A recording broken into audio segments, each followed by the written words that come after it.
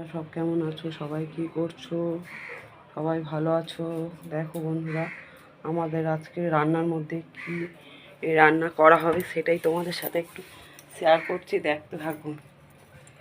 আচ্ছা, সবাই তো ছোট ছোট কচু খেয়েছো। এই কচুটা কেউ খেয়েছো কোনো দিন?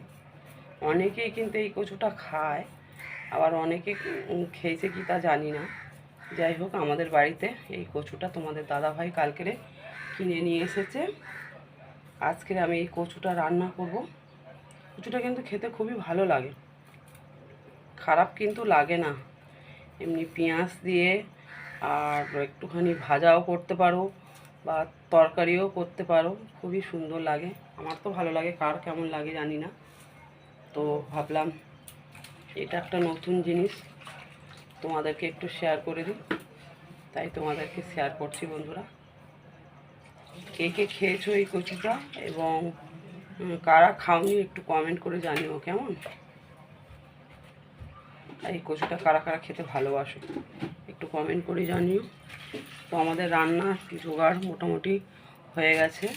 কী কী আছে দেখে নাও। এই যে পটল কুচু কুচু করে কাটা আছে, এটা সর্ষে দিয়ে আজকের একটু ভাপা করবো ভাবছি। আর এই দেখো, কুমড়ো আর আলু কাটা রয়েছে, কুমড়ো আলুর তরকারি করব। আর আগেই তো বললাম যে তোমাদের কচু আলু দিয়ে একটা তরকারি করব বলছিলাম না। এই হচ্ছে কি, কচু কাটা আলু কাটা আছে, এই কচু আলু দিয়ে একটা সুন্দর করে তরকারি করব। তো আজকে দুপুরে রান্নাতে রইল এই সব সবজি কাটা রেডি হয়ে গেছে। এবার আমি তরকারিগুলো একে একে করব। তো সঙ্গে থাকো, দেখতে থাকো বন্ধুরা। ভালো লাগলে ভিডিওটা লাইক কমেন্ট শেয়ার করো। টাটা বাই বাই, এই অবধি শেষ করছি,